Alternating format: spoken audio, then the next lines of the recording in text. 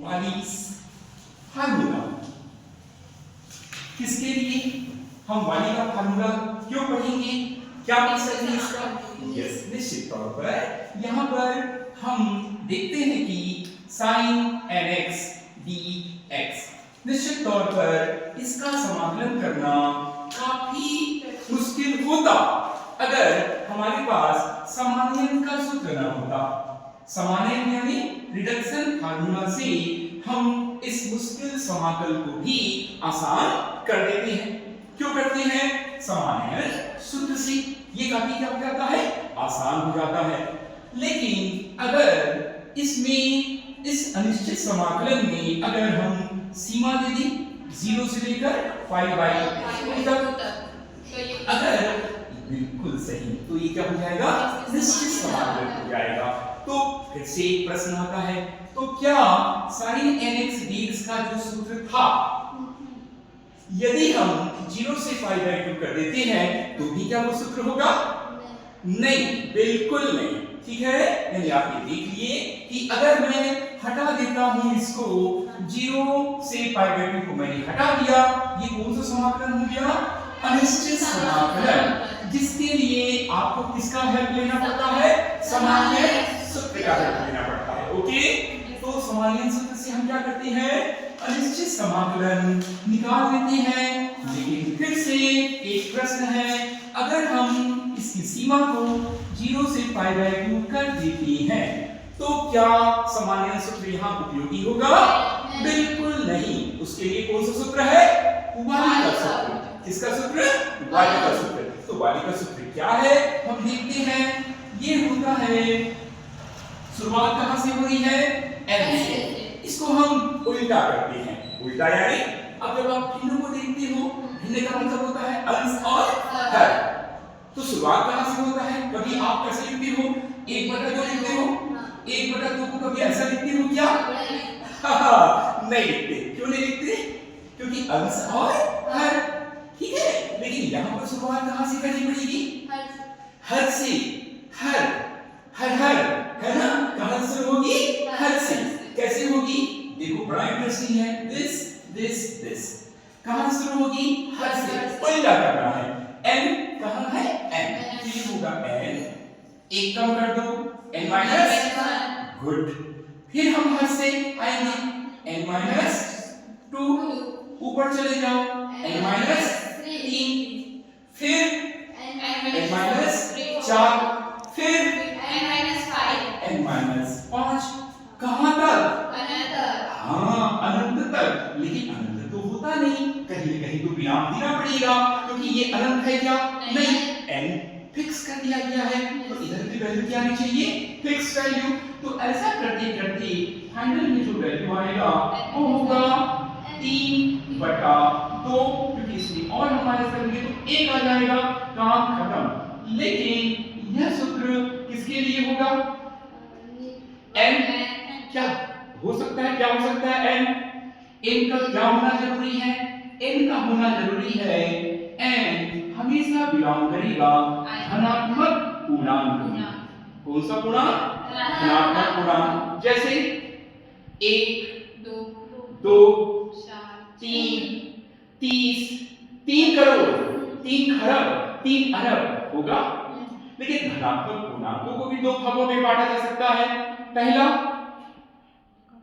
आप बताओ भाई, धनात्मक पूर्णांक तो 1 हो गया, 2 हो गया, 3 हो गया, लेकिन इनका भी विभाजन हो सकता है।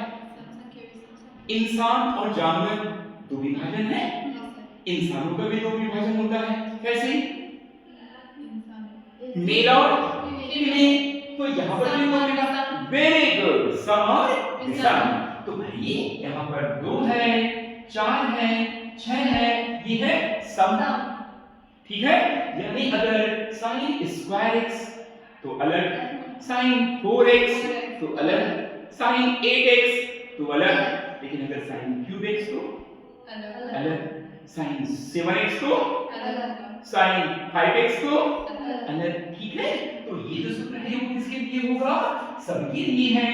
लेकिन ये वाला जो सूत्र है तब होगा जब यह सम संख्या हो। n क्या हो? n बराबर सम संख्या इवन नंबर हो तो हम लिख सकते हैं i प्लस तो हो ये इवन नंबर हो। इवन का मतलब सम संख्या। कौन सी संख्या? ये विषम संख्या। ये और ये विषम संख्या। ये किसके लिए होगी? विषम संख्या के लिए। ठीक है। लेकिन अगर यही सम संख्या के लिए करना हो तो 0 पाई बटा 2 हम कर देंगे sin nx dx बराबर यही किसके लिए हम कर रहे हैं यहाँ पर? जब n क्या हो? i सम संख्या हो तो सम के लिए क्या होगा? सम के लिए क्या होगा? इवन है ना? इवन यानी सम संख्या। ये जो विषम संख्या हो गई अर्थात यह सम संख्या। सम संख्या के लिए क्या होगा? चलो हम ट्राई करते हैं। शुरुआत यहाँ पर भी हम कहाँ से करेंगे? वासनी अंश से कि हर से? बिल्कुल सही। यहाँ पर विधि में कोई परिवर्तन नहीं है, हर से ही करेंगे। n फिर n माइनस 1 फिर n माइनस 2 फिर n माइनस 3। सर यहाँ पर भी तो आप वही कर रहे हो जो ऊपर में किए थे, तो अंतर क्या है? फिर आगे बढ़ते हैं। n minus 4 n minus 5। Sir ये क्या बात हुई? यहाँ पर भी तो आप वही कर रहे हो, लेकिन अंत वही नहीं होगा। इसी प्रकार आगे बढ़ेंगे तो आखिरी में आएगा 3 बटा 2 1 बटा 2 और पाई बटा 2। ये है सूत्र जिसका नाम है वाली का सूत्र। ठीक है। तो वाली का सूत्र हमेशा लागू होता है किसके लिए?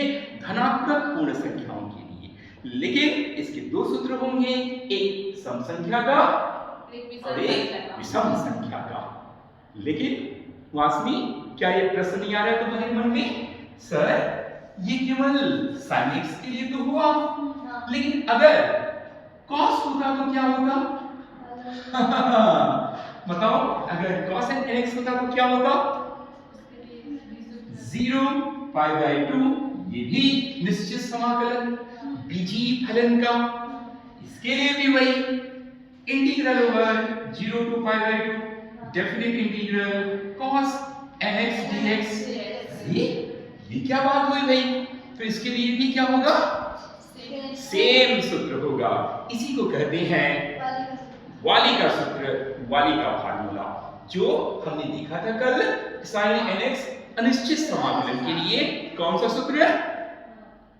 समानयन सूत्र। लेकिन अगर वो निश्चित हो जाएगा तो वाली का सूत्र। कैसा लगा? ठीक। अब हम क्या करेंगे? इसका उदाहरण देखेंगे। तो पहले इतना नोट कर लो। Thank you.